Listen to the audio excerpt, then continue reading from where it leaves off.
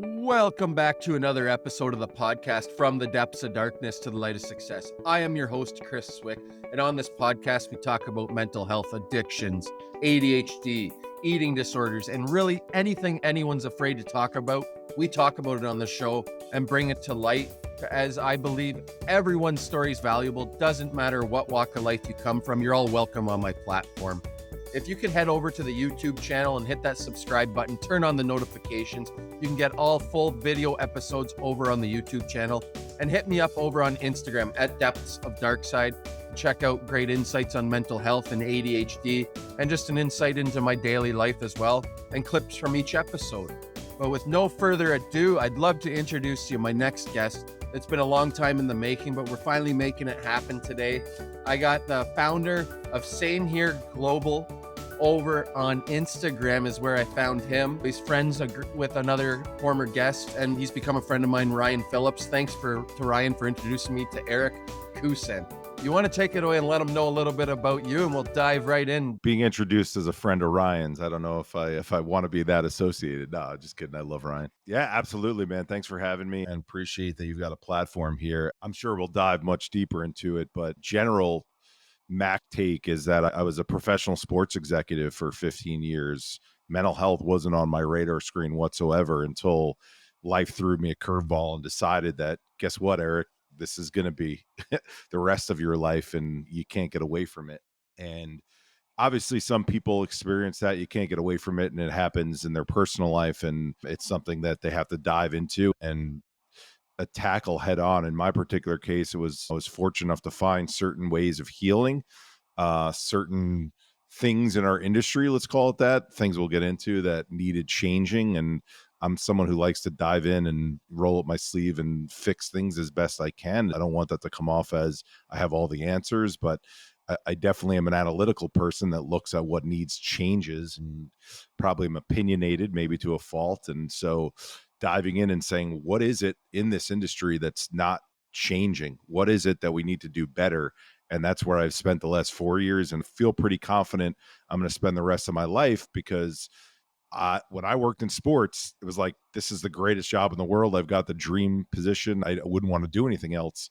You have a health scare the way that you do, and then you find out that a space like this, you're able to help people, and that's even a better feeling than working in professional sports.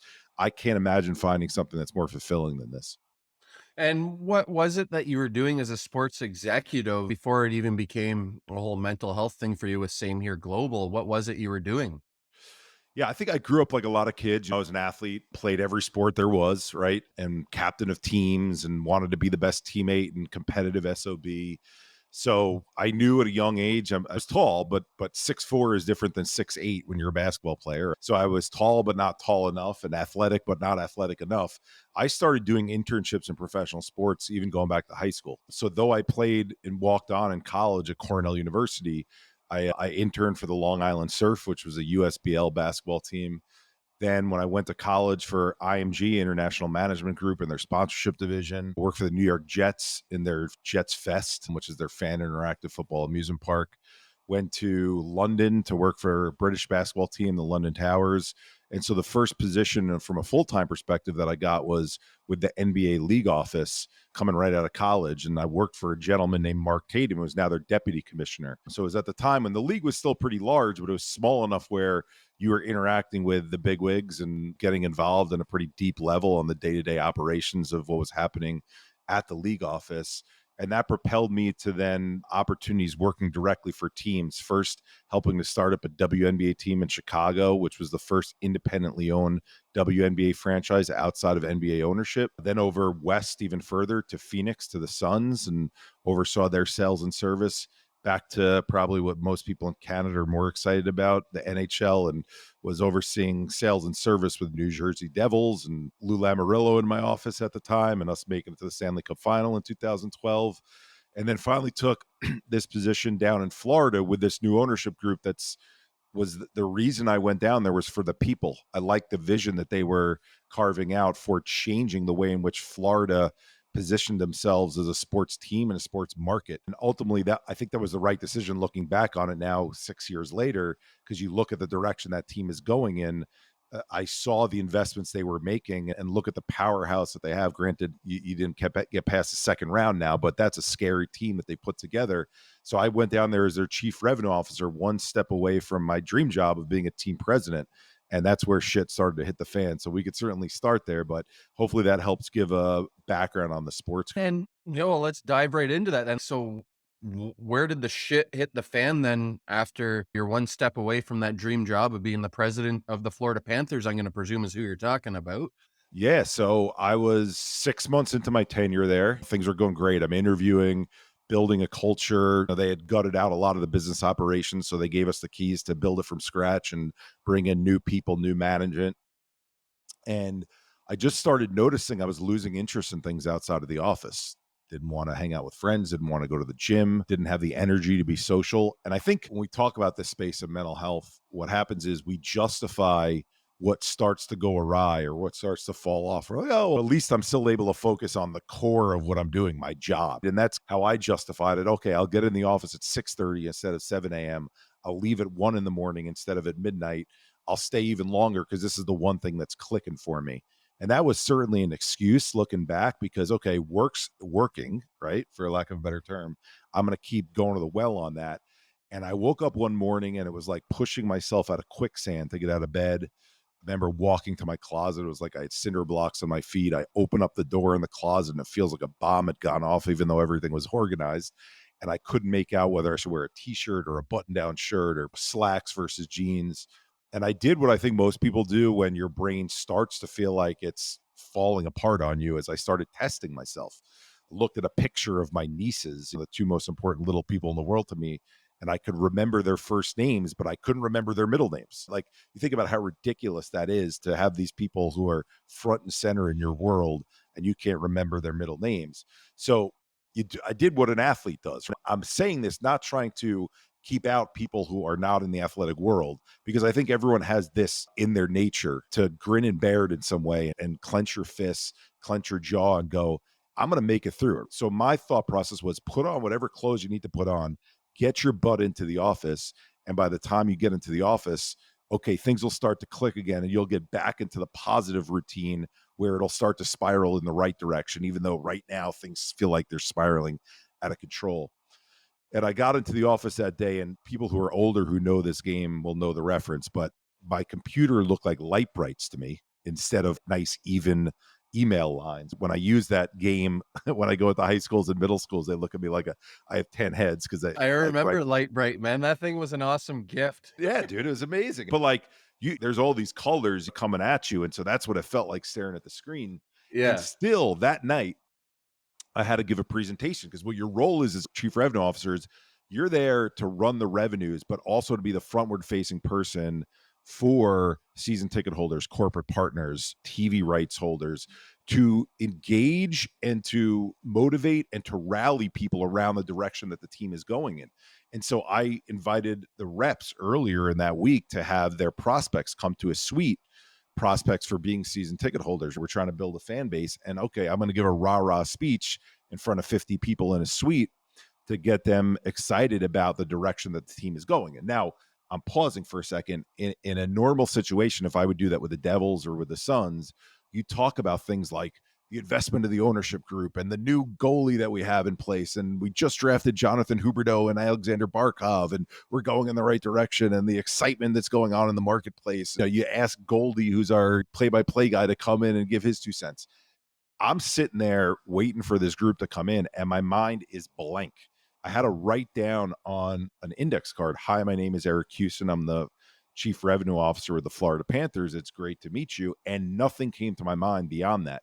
So again, grin and bear it, right? When this group comes in the room, something's going to happen where it's going to click. It's going to snap into place. And I literally read off that index card in front of those 50 people. Fortunately, our team president was in the room, a guy named Matt Caldwell, who's still the team president there, still the same ownership group. And after reading, hi, my name is Eric Houston, I'm the chief revenue officer with the Florida Panthers, my brain shut down. And I just said, this is Matt. He'll take it from here. And I walked out. I've never quit anything in my life. We talk about the Simone Biles situation and how she was called a quitter. There's a difference between mental toughness and mental health that I didn't know and didn't understand at that time. But here I am my entire life, nerves, energy, anxiety, anything you want to call these things that happen to our nervous system, I always was able to push through. Just, okay, get the ball rolling and you'll eventually get through. And here was the first time in my life where my brain was like, sorry, buddy, you're done. Like you don't have it and you're going to walk out right now. Almost in an involuntary way. So I go back to my office, and I'm fortunate that after sitting there for the next 2 periods, just staring off into space, not really paying attention to what was going on in the game, because that was not on my mind whatsoever. What was on my mind was my brain just doesn't feel like it's functioning. Vinny Viola, who was the owner of the team at the time, still the owner of that gentleman that I came down there for, and then a guy named Matt Caldwell, who's the team president and is, again, still the team president. They came into my office after the game, and this is, for historical perspective, this is 2015. So if we don't think we're talking about this topic enough now, you could imagine what it was like back then, but they were still so supportive. It was great. Vinny, West Point background, some military background, West Point grad. He looked me in the eyes and he said, we never leave a soldier out in the battlefield. Take as much time as you need, 1 month, 2 months, 3 months, come back, hit the ground running. Let's do this. We like what's getting built here. And when I heard 3 months, I think what a lot of your listeners will relate to is, at least here in the States, right? Pharmaceutical companies promote direct to consumer. So I didn't know if I had a brain tumor, I had an aneurysm, I had a traumatic brain injury from the time I was an athlete growing up, and it was just manifesting now.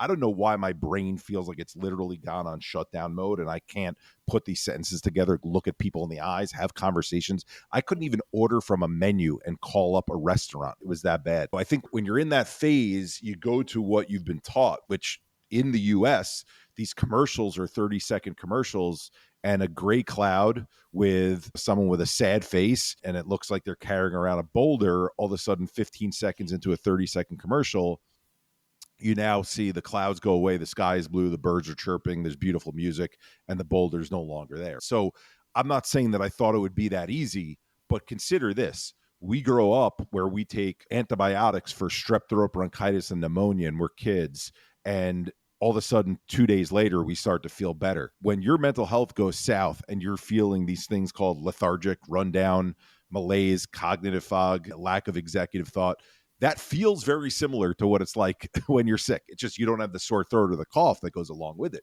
So your thought process is, what is the drug that's going to help me, that's going to make me feel better? Again, very much the thought process here in the US. So I leave everything down in Florida.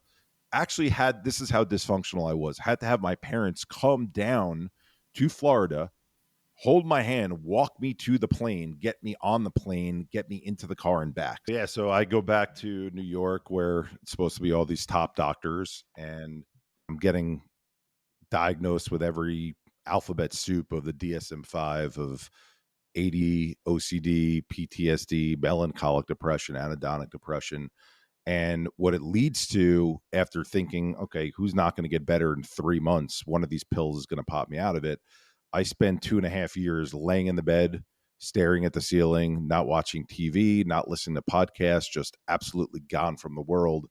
And I'm tried on over 50 different psychotropic drug combinations. And when I share that number with people, it's an amazement, but it's the reality of, if you're willing to try it, they're willing to give it to you. And I thought that was the only path. And I thought I'm working my butt off. Even though I'm laying in bed, I'm sure most people can relate. You're running a marathon in your mind. That doesn't feel like it's just you're laying there resting. You feel like you're literally running for your life. 2.5 years of that, unfortunately, don't get better. I'm told to do TMS therapy, transcranial magnetic stimulation, where they put a helmet on your head and shoot electromagnetic waves into your brain to try to wake up the neurons and get them firing through synapses again. I do 23 sessions of that, 23 days in a row. And on the morning of the 24th, at about 3 in the morning, 4 in the morning, I remember staring at this bottle of pills on my counter in my bedroom, because I didn't want to leave my bedroom that often. And I'm sitting on my hands, stopping myself, because this thought is going through my mind: swallow that bottle, swallow that bottle. Now, for everyone listening, I had never had a suicidal ideation before in my life. I'd never looked at a bottle of pills in that way before. A bottle of pills always seemed like something you take one of them a day and they make you feel better. How did my brain switch and all of a sudden look at that now as a weapon instead of something that helps me? I think another important piece to the conversation is, I didn't have anything bad situationally that happened to me during that 2.5 years. While it was misery, no one in my family passed away. My dog was healthy. I didn't have a bad relationship breakup. So you got to start asking the question, how does a thought like that arise? Get back to that. Not being able to fight that off on my own, for people who've experienced it, they'll know what I'm referring to here. It felt like a magnetic pull towards those pills that I couldn't stop myself from. That's why I was sitting on my hands. And so I told my parents, you got to take me somewhere because something's going to happen to me. I'm going to do something to myself without wanting to do it unless I get watched or I'm brought in somewhere. And so I go inpatient. I don't like mentioning the name of the hospital because then they don't take too kindly to it. But let's just say it was one of the top treatment facility centers in the Northeast. I go into the ER of the psych ward. I get transferred to an off-campus facility, which is supposed to be one of their top facilities.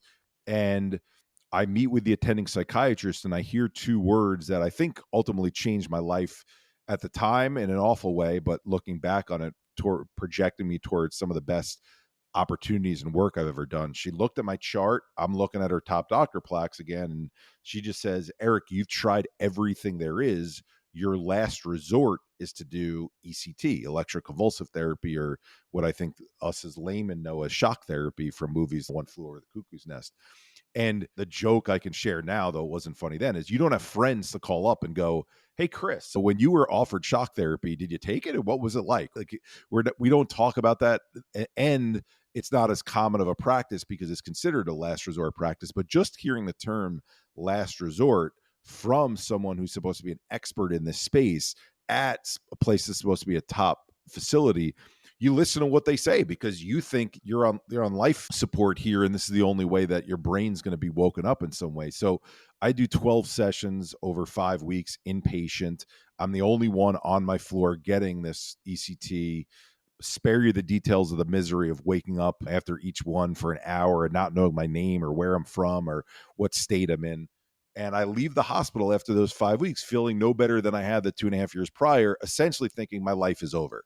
So this is now middle of 2017. Okay. So it's not that long ago in the grand scheme of things. My parents are both former educators. So where the story turns is they would go to these continuing education courses all the time. And so they went to this one course called integrative breathing practices. And I didn't know what the term integrative meant. I had never done a breathing practice before in my life, so I didn't think much of it. And my mom runs back from the course that night, 9 o'clock at night. I'll never forget looking at that digital clock in my room. It's 9 on the dot. She's like, we met this Dr. Donna. She's a psychologist. She treats differently than all these other doctors you've been to. We don't understand the science. We can't explain it, but she'll explain it to you. Please go see her. Please go see her. So when you're told last resort, you're willing to try anything there is at this point. Okay, whatever this integrative thing is, I'll go and I'll try it. And I sit on her couch 3 days later. And every appointment, again, something I think most people can relate to, every appointment I'd been to for the 2.5 years prior, there was always 3 segments to the appointment. Segment 1 was, hey, Chris, nice to meet you. What are your symptoms? And you list your symptoms out. Okay, Chris, based on your symptoms, here's your diagnosis. And that's where all that alphabet soup of diagnoses I was given. Then based on your diagnosis, here's the medication that makes a balance out of that imbalance, right? So I'm expecting it to be somewhat like that. Maybe not exactly because they told me that she treats differently. I sit on the couch and she just goes, Eric, I'm not going to ask you more than one question this entire session for this next hour. I want you to sit on the couch and tell me who Eric is. Like from the beginning, if you needed to tell me who you are as a person, I want you to tell me the story of your life. And I want you to think about that, like how different that is than, quote, traditional Freudian talk therapy, where it's like, Chris, how are things going with your podcast? Chris, did you get new glasses today? Like, we usually talk to each other in the specifics of what's happening in this moment. And even when you go for traditional Freudian talk therapy, it's tell me about the relationship with your mother. Let's go there. Here, she was like, I want to know you. You have the stage to just share. And I think when you're given that opportunity to define and describe who you are as a person, it's interesting what story you tell out loud because that's the story you've been telling in your head. And so the story there is I'm the middle of 3 boys, sports crazed family. Okay, some of the earliest memories from the time I'm 8 years old, and then this just rolls out of me. So my older brother, who is 12, breaks his femur bone in a football accident, is put into a body cast for a year and homeschooled. heals from that, and a month later gets diagnosed with ALL, a children's form of leukemia. So late 80s, early 90s, not the best prognosis, unfortunately, back then, but miracle. He goes into remission after 5 years. Everyone's celebrating. He's in a Jeep Wrangler with his friends on the way to a hockey game, of all things. Open top, open back, no seatbelt in the back. Friend's car loses control, because that's what happens with kids when they're driving at a young age. He flies out of the back seat with no seatbelts, lands on his head on the parkway, cracks his head open, in ICU, loses partial vision in his eye. Heals from that, goes to college, is feeling a pain in his knee. They do all these blood tests, comes back that his cancer's returned from childhood. And now they have to give him a much stronger chemo regimen, and the drugs are much stronger now a decade later. So for a year, while he's in law school now, making law review, which is, share that because it's really impressive, he's getting zapped with the chemo, and it's doing a great job on the number for his cancer cells, but it's also breaking down the healthy cells. That's why we see people lose their hair. In his case, we see his joints breaking down. And I'm up at college at this point. I get a call from my father that my brother's developed 105 fever and they're taking him into the hospital. I should drive down and meet them. I remember getting a call from the social worker as I'm driving down. We need you to be prepared for the worst, right? Imagine getting that from a social worker you haven't even met before. And I get to the hospital and the neurologist is there and tells us that his body's gone into septic shock from the chemo treatments and the organs are attacking themselves. Septic shock, he's fallen into a coma, and the tubes are breathing for him, keeping him alive. And they don't know if, how long they'll keep him alive for. And if it does keep him alive, whether or not when he wakes, he'll have any brain activity. So that's ends up being a 3-month, unfortunately, saga. And miraculously, again, here's a good part of the story. He wakes, full cognitive faculty about him. But unfortunately, his kidneys fail from the rigor of the septic shock. So he needs to go on dialysis. We all get tested to see who's the closest match. My father donates a kidney to him. That all ends. That job at the league office that I was sharing with you, I got out of college. Okay, blank slate, get to put all this childhood stuff behind me, real world, excited about new opportunity.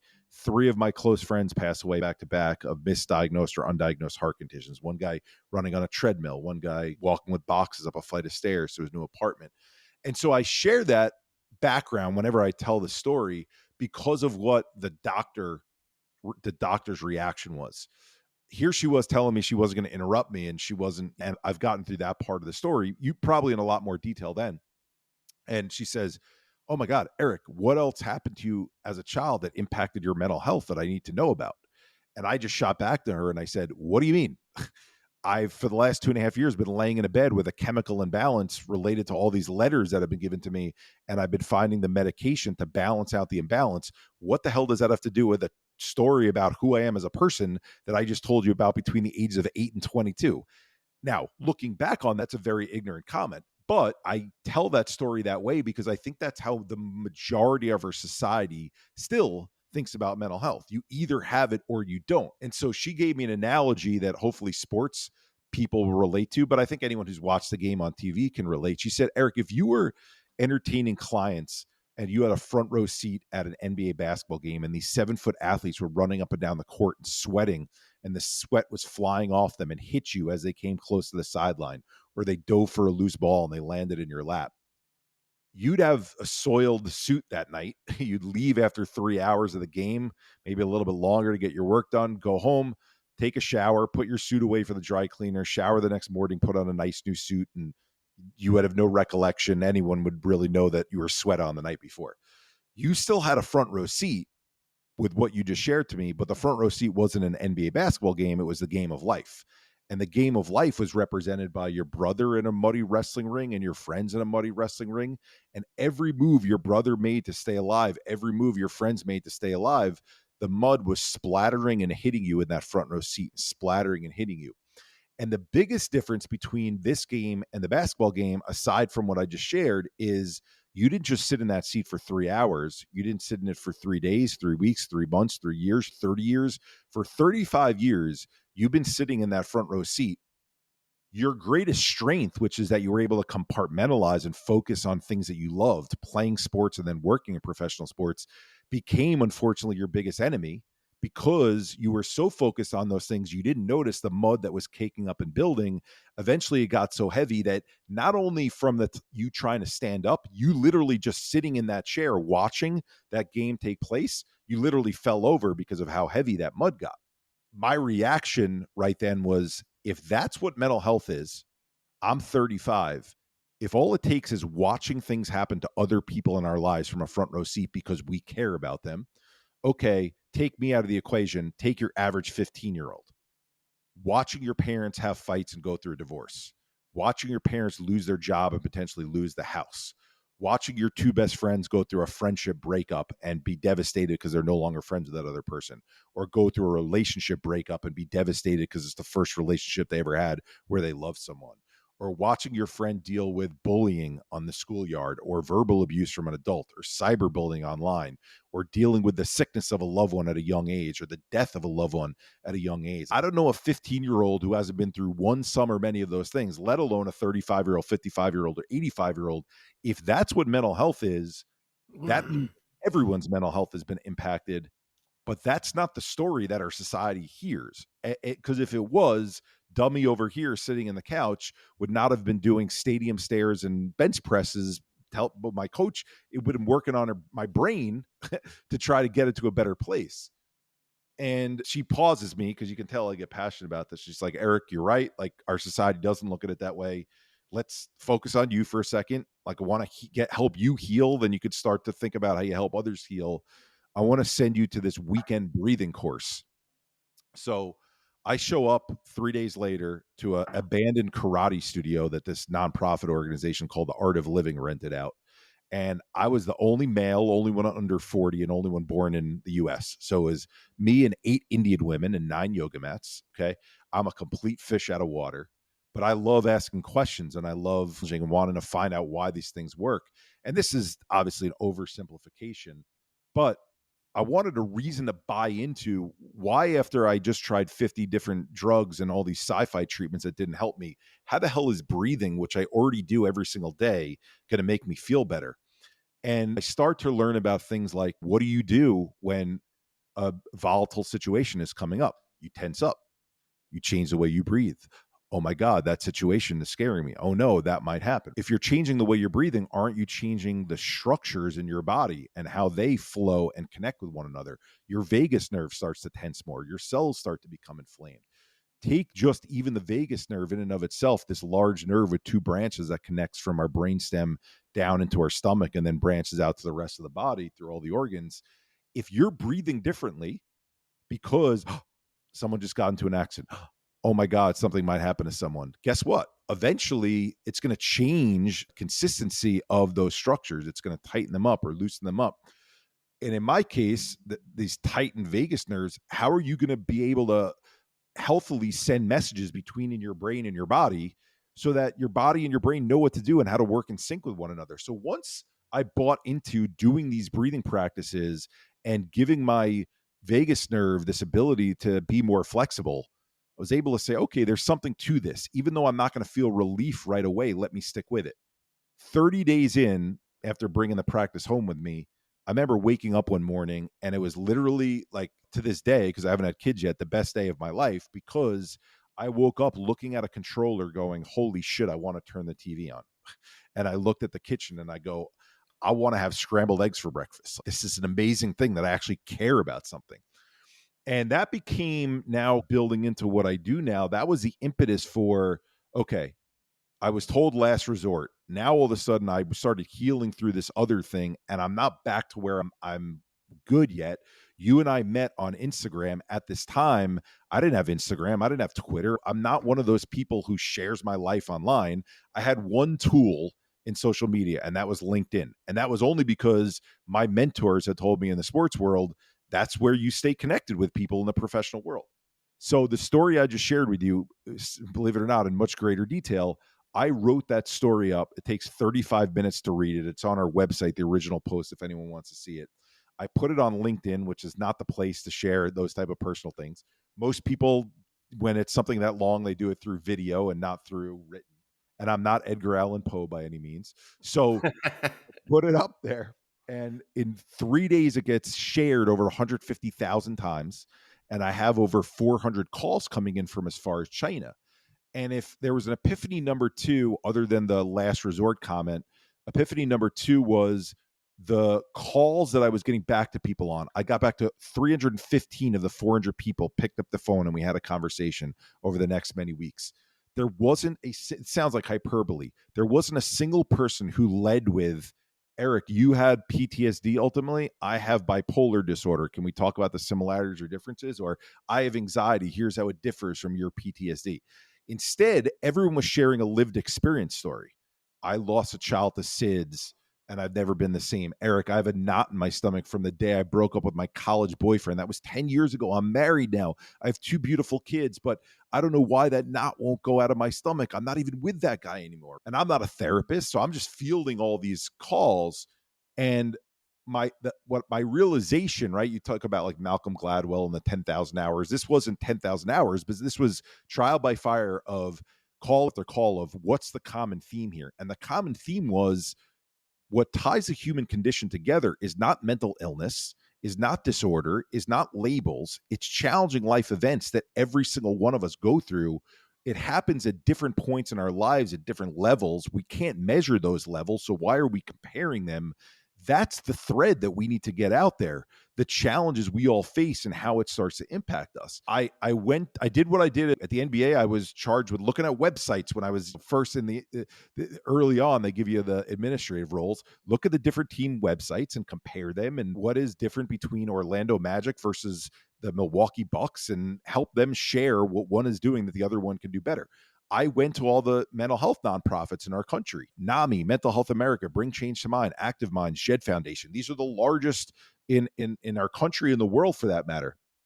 And I said, okay, I just experienced this mental health thing in this way where I noticed it, common thread being all of us facing challenges, everyone in it, saying that comment to my doctor about how everyone's impacted. Which one of these sites are explaining that way so that I've got sports context? I'll happily pass off my sports context to who's ever talking about it the right way. I'll go off and do that sports thing I did for 15 years of my career. I'll have done my debt to society and I'll be back in the industry that I love. And what I noticed on all these websites is there was consistency, which you would think would be a good thing in mental health. We're trying to get out a consistent message. The Yeah, problem but is, consistency in probably many wrong ways, though. nailed it. So what were the consistencies? And some of these you may agree with, some of them you may not, but worth discussing. So 3 things in particular I saw. Okay. First, I think you will agree with from reading your stuff. First is they all start with the statistic 1 in 5 people are mentally ill. The second you draw that line in the sand of it's 1 in 5, now all of a sudden you're telling 80+% of society you're what? You're not in this mentally ill group. So what category are you in? And when I ask a group of people who are there either voluntarily or are mandated to be there at a school or an office, the hands go up and it's healthy, fine, normal, and okay. Healthy, fine, normal, and okay. So we've created with the 1 in 5 stat Labels. yes, 1 in 5 ill people, 4 in 5 healthy people, meaning mental health has become binary. You're either on one side of the line or you're on the other side of the line. And you don't have to look much further than politics and religion. And when you point fingers and you say, you're this way, you're that way, guess what? That doesn't bring people together. It separates them more. That was issue number 1. Issue number 2, and here's the one that, because I saw what you wrote, you said, I fight mental health stigma. I'm gonna challenge that a little bit in a collaborative way. All the campaigns that I saw on the websites were an action word followed by stigma. So it started with NAMI with stop the stigma, but then it became stop the stigma, break the stigma, erase the stigma. Baseball just started strike out the stigma. Football now has kicked the stigma. If we're going to use stigma and we're going to put an action word in front of it, the term stigma means that there's human beings, not this microphone I'm talking into, not the computer I'm looking at. Human beings are forming unfair opinions and judgments about other human beings. If you and I, who are advocates, and we start the Eric and Chris organization, and our rallying cry is stop the stigma, break the stigma, that's a great rallying cry for you and I and this group of 1 in 5 people that we believe that we're protective of and that we're helping. It's probably the worst rallying cry possible for the other 4 and 5 people who don't understand this topic, because all of a sudden they're going, whoa, because that action word becomes a command. When you hear stop and break, think about what happens with, you mentioned you're a father. When you tell your child, stop throwing that toy, the first thing they do is they pick up the toy and they throw it at you, right? Yeah, they You do. do the opposite. So if we're trying to welcome people in, stop, stomp, and break and kick the stigma, you now have, think of this, always think in sports terms. Okay, here's the group of 1,000 people who are coming to the mental health, which then in their mind means the mental illness awareness night. You could We also want, start educating yourself. yes, exactly. I love Exactly. it. And creating commonality through the challenges we all face. Okay. Third and final thing I noticed on the websites, although there's many other things, but in terms of the main things, they were all using celebrities. This is before the Simone Biles and the Naomi Osaka era I find and the most places, though, anything like whether it's a product that's getting launched, whether it's a magazine, a new TV show, or a movie, or mental health things like we're talking about now, addictions, they all use these big celebrities. Have they actually really gone through it? Have they actually really done the educating themselves? not No, they only pay not them the big bucks. not only that, especially in this space. So it started before they even had the endorsements. First, when they just were getting the news leaked, it was like on these websites, you're not alone. Britney Spears is part of the 1 in 5 group. She's got depression. Lindsay Lohan is part of the 1 in 5 group. She's got anxiety.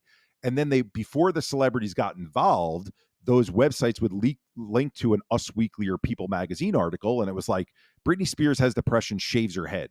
Lindsay Lohan has anxiety, dresses like a hot mess. Charlie Sheen has addiction, looks like a skeleton when he leaves his house in the morning from doing coke all the time. You add those three things up, and I'll get back to the celebrity thing. It's for 1 in 5 people. Let's stop stigmatizing that poor group of 1 in 5 people. And if you want to know if you're in the group of 1 in 5, do you run off a basketball court in panic attacks like Kevin Love? And do you say crazy things about your family like Kanye West? And do you shave your head like Britney Spears? That's why we still are divided. Because now let's take it to the celebrity piece. What are celebrities motivated by? Money, okay, and fame. What gets them money and fame in this space? Raising their hand and saying they have a label, okay? So I'm Kevin Love. I had anxiety and a panic attack. I ran off the basketball court. Use BetterHelp. I'm Michael Phelps. I had depression and suicidal thoughts when I was Olympian. Use Talkspace. If you notice, none of that is the story. None of that is what you're doing on your podcast here, which is telling the X's and O's of how someone got there. It's all the label and saying, I'm a champion for the label. Now use this because this fixes you. What does that do? Go back to those three things on the website. It just further perpetuates those same three things that are being talked about on the website. So now all of a sudden, we're like, oh, we're patting ourselves on the back as a society. Oh, look at all these celebrities who are coming out and sharing. Carson Daly has anxiety. When we lead with the labels and that's all we hear, and we don't lead with vulnerability and storytelling, all we're doing is saying, oh, okay, that's another poor person that lives in that 1 in 5 group. We're not bridging the gap between 5 and 5. Mental health on a continuum, it impacts all of us. It affects our central nervous system. There's not a person on this planet who doesn't go through it. So that was the impetus behind forming Same Here being an American Sign Language sign. You and I, Chris, we're the same. And we're not the same because you have depression and I have PTSD, or you have anxiety and I have OCD. We're the same because we're human beings, and human beings all go through challenging life events that impact our mental health. And if that's the message, there's no need to say stop or stomp or break the stigma, because the stigma is stomped or broken based on the similarities of what we share. You could get an entire room to feel together and a part of things. And I'll shut up because I know I've talked a little bit, and get your reaction to this. You being up in Canada, the first guy that I thought to get involved with this when that idea came to my mind was Theo Fleury. And the reason was Theo, I saw him sharing. He wasn't sharing, I'm Theo Fleury with PTSD. It's when you have this 5 symptoms of this list of 20 for 2 weeks or more. He was saying, I'm Theo Fleury, and at age 16, I was raped over 150 times by my male hockey coach. He used me because I was trying to get to the NHL, and he used that power dynamic over me. That traumatized me.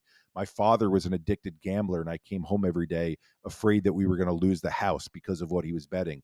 My mother was very into religion and told me that if I didn't do things a certain way, I wasn't going to have salvation and I was going to hell. He shared the stuff. He shared what got us to a place. And to me, that's the narrative that needs to get out there. And it doesn't matter if it's Theo's sexual abuse, Doesn't matter if it's Chamique Holtzclaw from the WNBA growing up in a difficult neighborhood. It doesn't matter if it's Keith Bullock's growing up as a foster child.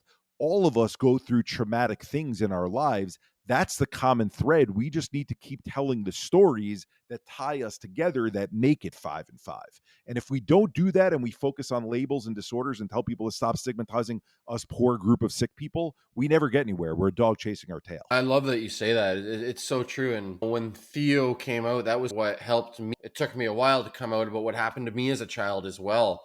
And that was the only way I was going to break free from my addiction to drugs, was sharing what had gone on with me as a child, openly coming out about it, not first publicly, but to people that I trusted. I had to learn to build that trust with others before I could share openly about it. And that's where the chain got broken for me 3 years ago. I It love that was you said the word breaking free, right? Because what's the name of Theo's foundation? The Breaking Free Foundation. Okay. exactly. Theo Fleury has enough of a name that he could have named the organization the Theo Fleury Foundation. He didn't. He called it the Breaking Free Foundation because he knew that was an inspirational message to people based on what you've lived through. Here's how you break through it.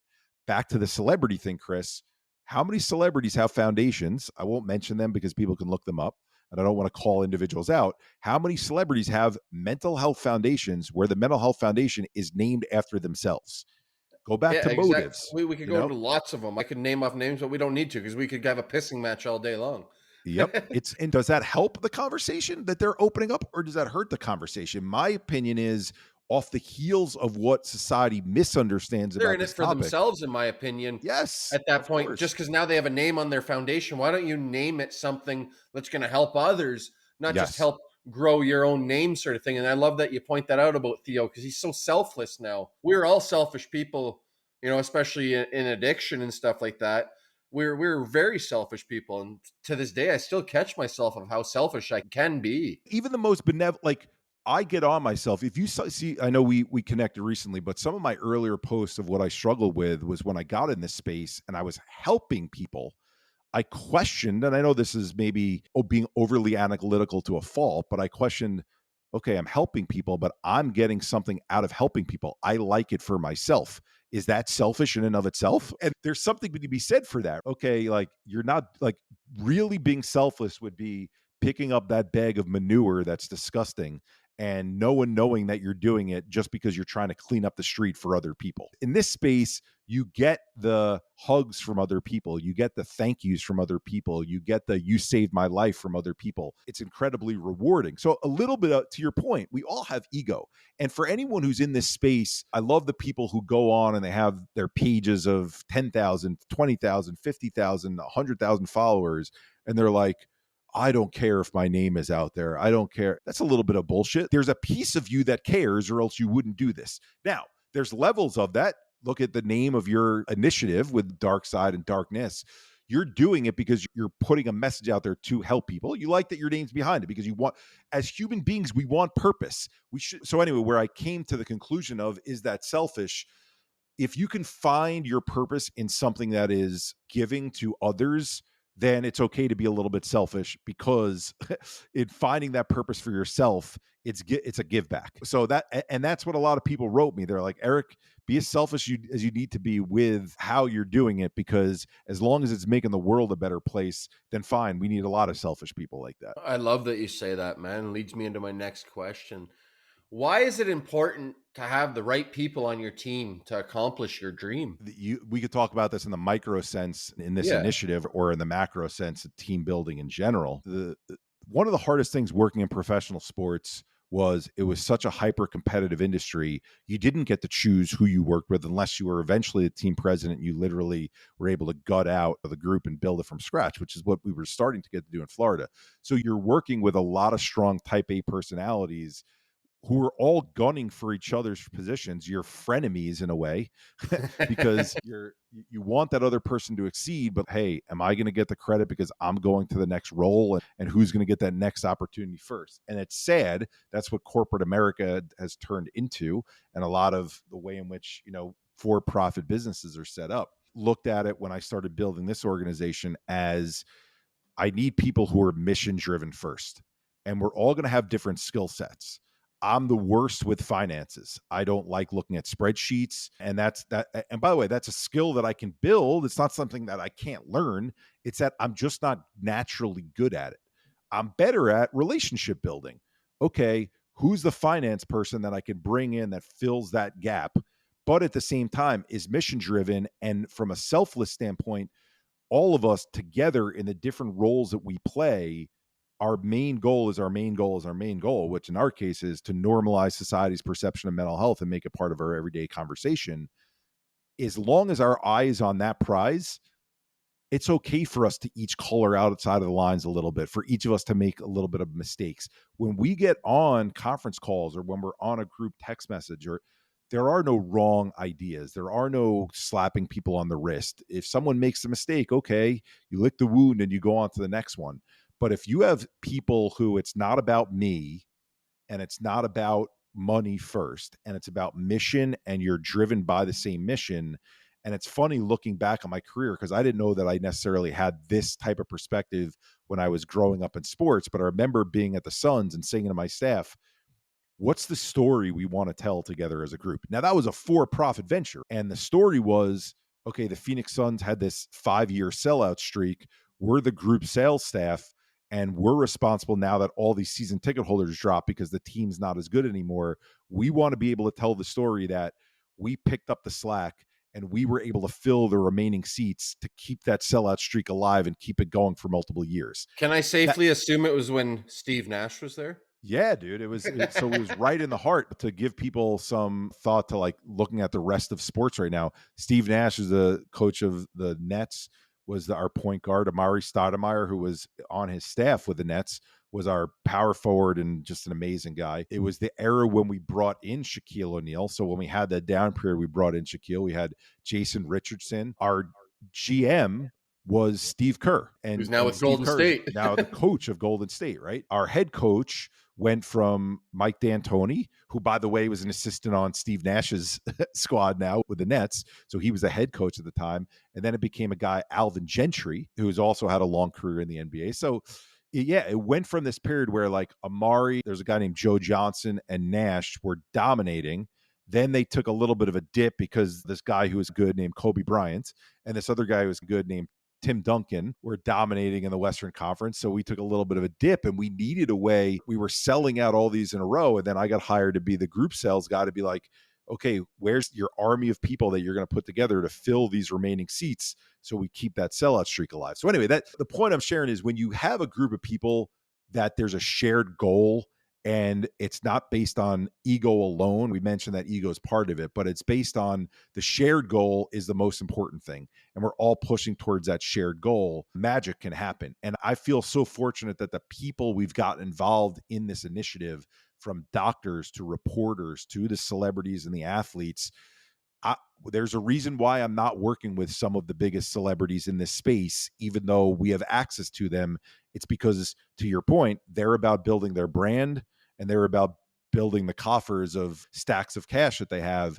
I want people who are like, Eric, you need me at a school and the school only has this amount of money, or if they have no money, okay, you'll get me next time. Let's go out there and let's make an impact and really change those kids' lives. I love that. We got to have people that want to do it, not for the money, not for the fame, because they want to help someone. And that's why I created this show, was to help others. I look for nothing in return. People always ask me, why don't you monetize the show? You could do this, you could do that. There's other ways to monetize. I'm helping out behind the scenes. I've learned how to edit people's shows, those types of things, bring a passive income in for myself. I don't care about bringing in money for this exact show.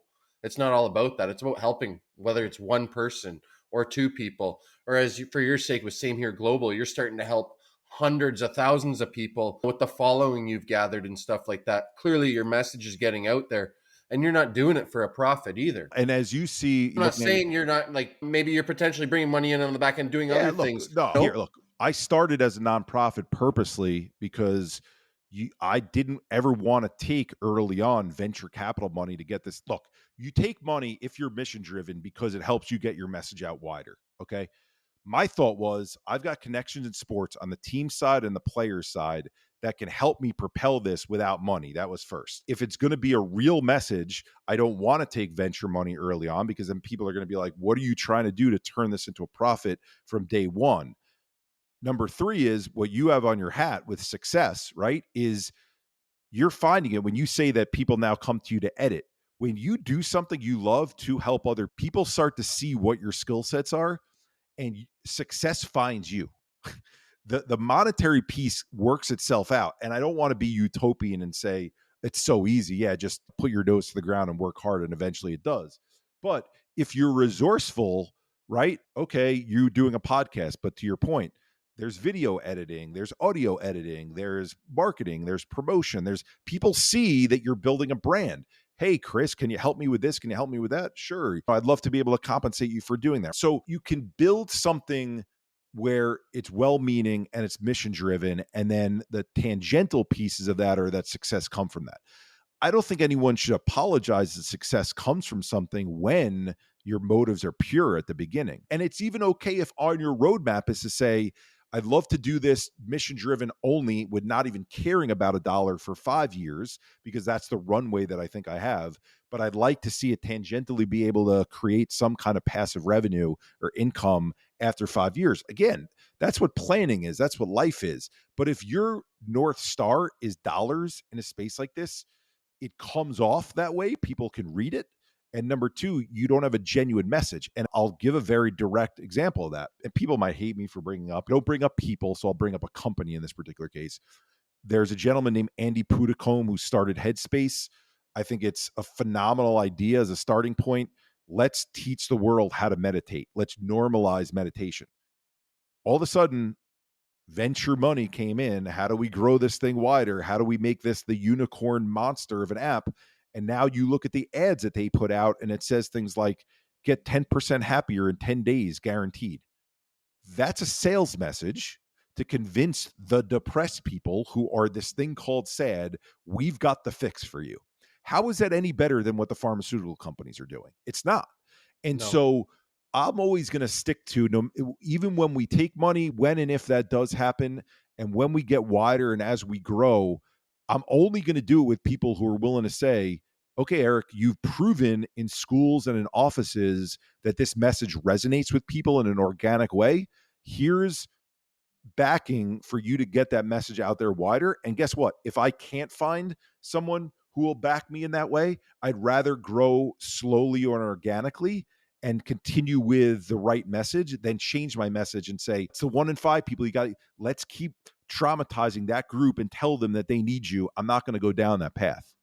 I love that you say that, man. Growing organically, and that's what this show's been all about. I'm not looking for sponsors. Maybe I could go get sponsors. It'd be nice, but it's not on the top of my list to go do that either.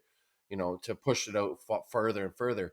I love how organically it is. I love the group, the connections I've made far and wide, big and small. It doesn't matter. We're all in this together, being a voice for the voiceless. And it's nice just to have these conversations, man to man, women to women, whatever it is in this case, talking about the LGBTQ community recently, everything. You're all welcome on this platform. And that's what I like to do, man, just bringing it together as a community. It's not just all about mental health and But the problem is addiction. social media hates that. They So, do, and that's okay. They can hate it all they want. yeah, and that's what makes it hard. And I want to encourage anyone who's got a platform of 2 people or 200 people or 2,000 people is that the concept of communal group healing is the antithesis of what they promote, because they promote division, they promote isolation. And what that does is, one, it keeps people coming to the site, because when you're divided, you get angry, and that's what keeps you coming back to read what other people are writing about. When you feel isolated, you feel like you need what their advertisers are selling, and so their advertisers like that. And when we get together and we go, oh, Chris, this is fun to bring a lot of people together, this makes me feel better for the rest of the day, and by the way, this costs me nothing to do that. That doesn't work in a machine that's looking to generate a ton of money, right? Off of people's eyeballs and people's purchases. My rallying cry to people is, there's a lot more of, quote, us, the well-meaning people, than there are them, the people who are just vultures. Use your 2 or 200 or 2,000 or 20,000 person platform to talk about community healing, getting together, natural ways of us being able to find comfort in one another, because a lot of armies of those people, they can't eliminate that when it's that many. It gets eliminated because people get discouraged that my group of 200 is not becoming 4,000 overnight. Concentrate on your 200 and help those 200 people. I love it. Yeah, it's not all about the numbers. I love that you say that. It's a focus on the people that you already have in front of you instead of trying to build this huge empire. Focus on those people that are in front of you, and you can learn stuff from one another. You can maybe earn a passive income. Maybe someone wants to start a podcast, hey, or those types of things like you're talking about.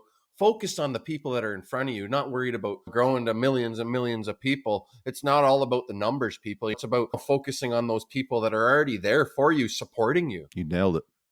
So before we go, I got one last question though, man. Yeah. Where do you lack discipline in your life, Eric? Organization. So I'm one of those people. Hey, I'm gonna cut you off there 1 second, and I'm gonna break it down. Getting a hold of Eric was easy, but he does have an assistant because he's outright admitted to me in messages, private messages, that he isn't organized. I'm the same way, man.